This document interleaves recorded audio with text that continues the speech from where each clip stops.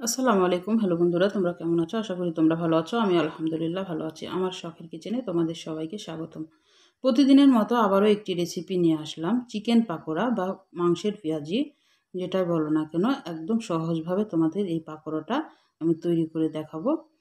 অল্প একটু মাংস থাকলেই সহজভাবে ছোট বাচ্চারা বাড়িতে থাকলে এটা তৈরি করে খাওয়াতে পারবা। আমি একদম সহজভাবে দেখাবো। চলো শুরু করি। আমি ছোট ছোট টুকরো করে কিছু মাংস নিয়েছি। এটা মুরগির মাংস। এখানে আদা বাটা দিলাম, রসুন বাটা দিলাম, জিরা বাটা দিলাম, হাফ টেবিল চামচ করে দিয়েছি। আর ধনিয়ার গুঁড়া দিলাম হাফ টেবিল চামচ, হলুদ গুঁড়া দিলাম হাফ টেবিল চামচ, গরম মশলার গুঁড়া দিলাম হাফ টেবিল চামচ। আর লেবুর রস, একটা লেবুর 4 ভাগের 1 ভাগ দিয়েছি। লেবুর রসটা অবশ্যই দিবা, নাহলে একটা মুরগির আষ্টে গন্ধ থাকে, সেটা চলে যাবে লেবু রসের জন্যে। আর পরিমাণ মতো লবণ দিলাম, স্বাদ মতো। লবণটা তোমরা বুঝে দিবা। দিয়ে এটা ভালোভাবে মেখে নিতে হবে। এটা সুন্দর করে মশলার সাথে মাখিয়ে এটা রেস্টে রেখে দিব আমি আধা ঘন্টা।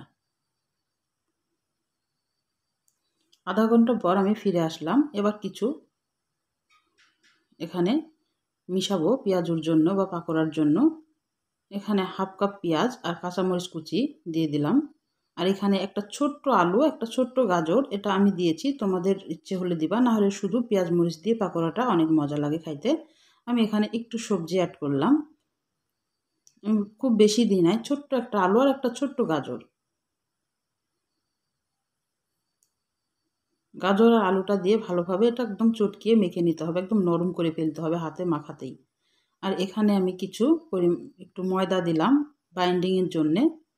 ময়দাটা দিলে পাকোড়াটা তৈরি তৈরি করা যাবে, নাহলে খসে খসে আসবে। এখানে তোমরা বেসনও দিতে পারো বা চালের গুঁড়িও দিতে পারো। আমি ময়দা দিয়েছি, যে কোনো একটা দিলেই হবে বাইন্ডিংয়ের জন্যে। এবার আগে থেকে আমি তেল বসিয়ে রেখেছিলাম, তেলটা একটু ভালোভাবে গরম হয়ে গেছে। আমি এখন পাকোড়ার আকারে বা বড়ার আকারে, পেঁয়াজুর আকারে এটা আমি ছেড়ে দেব।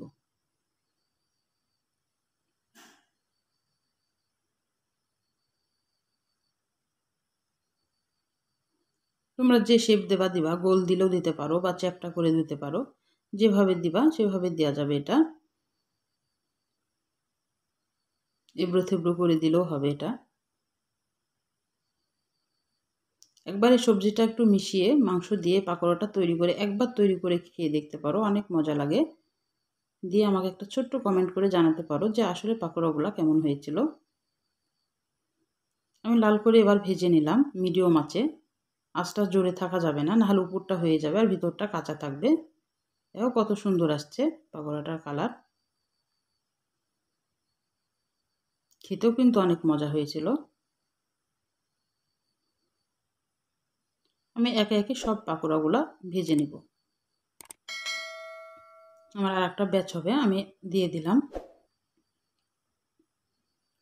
তাহলে আমার রান্নাগুলো যদি তোমাদের ভালো লাগে, প্লিজ আমার চ্যানেলটাকে সাবস্ক্রাইব করে দিও, একটা লাইক দিয়ে রান্নাটা দেখা শুরু করো। ছোট্ট একটা কমেন্ট করে জানাইও আমার রান্নাগুলো কেমন লাগে। আর পাশে থাকা বেল আইকনটা প্রেস করে দিও, যখন আমি এরকম নতুন নতুন ভিডিও তোমাদের মাঝে নিয়ে আসব, তোমাদের কাছে যেন নোটিফিকেশনটা চলে যায় আগে। আর তোমাদের ছোট্ট কমেন্ট আর একটা লাইক আমাকে অনেক উৎসাহ করে।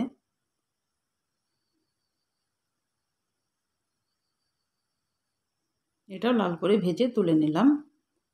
এবার তোমাদের একটা আমি ভেঙে দেখাচ্ছি ভিতরটা কেমন হয়েছে। উপরটা একদম মচমচে আর ভিতরটা সফট।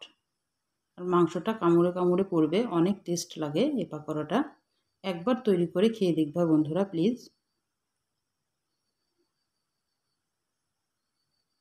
তাহলে আজকের মতো বিদায় নিচ্ছি। তোমরা সুস্থ থাকবা, ভালো থাকবা, পরিবারের খেয়াল রাখবা আর এরকম নতুন রেসিপির সাথে থাকবা। আল্লাহ হাফেজ।